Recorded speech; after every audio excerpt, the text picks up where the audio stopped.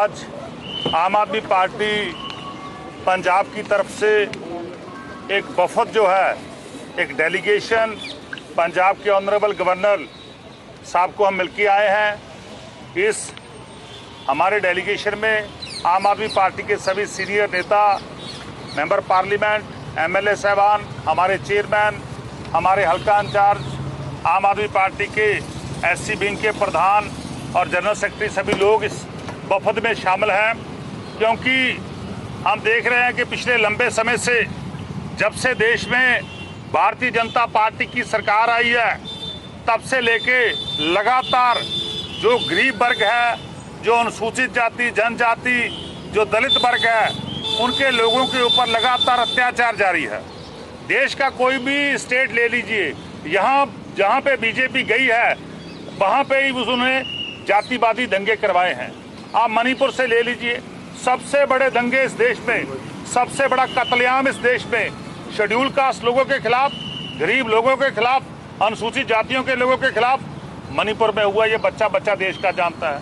सबसे भयानक मंजर क्या हुआ कि उनकी बहू बेटियों के साथ रेप किया गया, उनको घसीट के मारा गया, उनको आग में साड़ा गया, गोलियों में से मारा गया। और उसके बाद आपने देखा होगा कि उत्तर प्रदेश में, मध्य प्रदेश में, जहाँ जहाँ भी बीजेपी की सरकार है, वहाँ पे खूब अत्याचार जो है वो देश के दलित लोगों के खिलाफ हो रहा है। अब रिसेंटली आपने देखा होगा कि कैसे देश की सर्वोच्च अदालत में पहुंचे एक मुख्य न्यायाधीश के ऊपर एक जूता फेंका जाता है, उसके ऊपर जूता फेंक के उसकी इंसल्ट करी जा रही है। पर लेकिन दूसरी तरफ देश के प्रधानमंत्री जी चुप हैं, भारतीय जनता पार्टी चुप है, और दिल्ली का प्रशासन चुप है, दिल्ली की पुलिस चुप है, सेंटर सरकार के होम मिनिस्टर चुप हैं। एक भी एफआईआर तक दर्ज नहीं हुई, एक भी मामला बिल्कुल उन लोगों के खिलाफ दर्ज नहीं हुआ जिन लोगों ने चीफ जस्टिस के ऊपर जूता फेंका।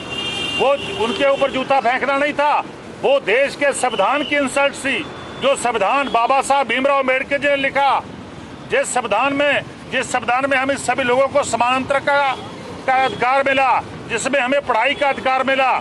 तो उस अधिकारों के ऊपर हमला जो था उस आदमी ने किया, उस वकील ने किया कि आज कोई भी न्याय जो है हमारे चीफ जस्टिस को नहीं मिला।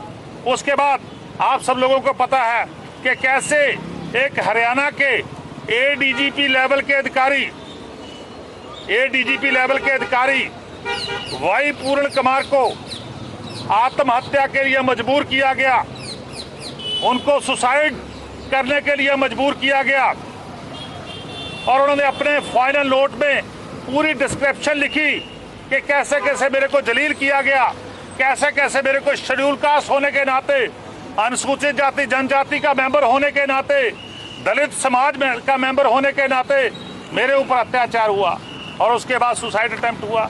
3 दिन लग गए एफआईआर दर्ज होने में, 3 दिन लग गए उसमें एससी एसटी की धाराएं दर्ज होने में, और आज 8 दिन लग गए उसके संस्कार होने में।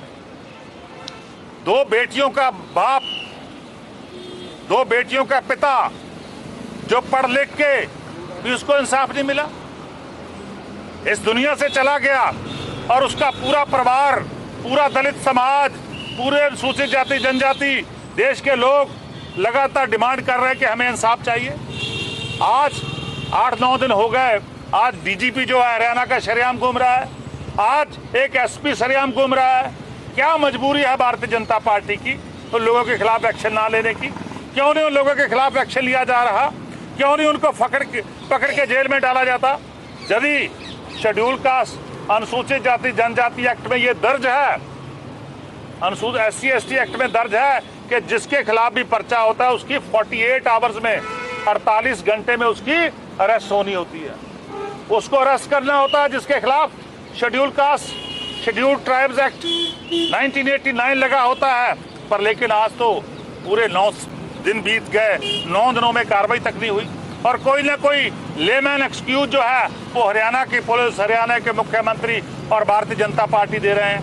तो आज हमारे वफद ने, हमारे डेलीगेशन ने, हमारे सभी अच्छे लोगों ने ऑनरेबल गवर्नर पंजाब के साथ हमने अपनी जो हमारा डेलीगेशन का मेमोरेंडम था वो सबमिट किया, क्योंकि गवर्नर साहब चंडीगढ़ के भी एडमिनिस्ट्रेशन चार्ज है उनके पास, वो यहाँ के कर्ता धर्ता हैं, यहाँ का चार्ज उनके पास है। और चंडीगढ़ में ये हुआ है तो हमारी मांग है कि उन दोषियों को तुरंत पकड़ा जाए। तो आज हमें आश्वासन मिला है ऑनरेबल गवर्नर साहब के साथ कि बिल्कुल उनके खिलाफ कार्रवाई होगी, बिल्कुल हम उनको जल्दी पकड़ेंगे। ये आश्वासन जो है ऑनरेबल गवर्नर साहब ने दिया है, हम वेट करेंगे, नहीं तो इस आंदोलन को जन जन तक लेके जाएंगे। हर गांव में आम आदमी पार्टी जाएगी, हर गांव में दलित लोग जाएंगे और देश के लोगों को अवेयर करेंगे कि भारतीय जनता पार्टी इस देश को खत्म करने, देश के संविधान को खत्म करने वाली है। क्योंकि जिस देश के संविधान में बाबा साहब भीमराव अम्बेडकर जी की आत्मा है, जिस संविधान में ये लाखों दलितों को मिले हुए अधिकार हैं, उस अधिकार को एक एक करके भारतीय जनता पार्टी की सरकार हमसे छीन रही है। ऐसा हम नहीं होने देंगे। पूरे देश में हम लहर चलाएंगे कि भारतीय जनता पार्टी को सब कुछ खाना होगा। नहीं, आने वाले दिनों में जैसे हिंसा मणिपुर में हुई है, वैसे हिंसा हरियाणा में होगी, वैसे ही दलित लोगों को निशाना बना के मारा जाएगा, उनको खत्म किया जाएगा। वैसे ही हिंसा पंजाब में करवाने की कोशिश करेंगे, वैसे ही हिंसा मध्य प्रदेश, उत्तर प्रदेश में होगी। पर लेकिन ये दलित समाज जो है बर्दाश्त नहीं करेंगे, हम इनके खिलाफ सख्त एक्शन लेंगे। हरियाणा में भी एएसआई ने खुदकुशी कर दी है, उसमें कैसे देखते हैं? देखिए, जो हरियाणा के एएसआई ने आत्महत्या करी है, वो लगभग जिनके खिलाफ उन्होंने अपना सुसाइड नोट लिखा है, उसके लगभग 8 दिन बाद उन्होंने सुसाइड नोट लिखा है। ये मे बी कॉन्कॉक्टेड स्टोरी हो सकती है, ये मे बी प्लान मर्डर जो है वो किसी एजेंसी ने करवाया हो सकता है कि दलितों की आवाज़ को कैसे दबाना है, दलित परिवार को कैसे इंसाफ नहीं देना। ये मे बी उनकी स्टोरी हो सकती है, क्योंकि अभी भी वो जो suicide oblique murder oblique killing जो हुई है, उसमें किसी एजेंसी का हाथ हो सकता है, उसमें कुछ ना कुछ षड्यंत्र जो है रचा हो सकता है। जैसे वो उन्होंने पहले बोला, उनकी वीडियो आपने भी देखी होगी, सब लोगों ने देखी है। उन्होंने सुसाइड करना होता तो वो तभी कर लेते, तो इसका मतलब उन्होंने पहले अपनी वीडियो बनाई, फिर सुसाइड नोट लिखा, तो ये हो सकता है कि उनका किसी ने मर्डर किया हो।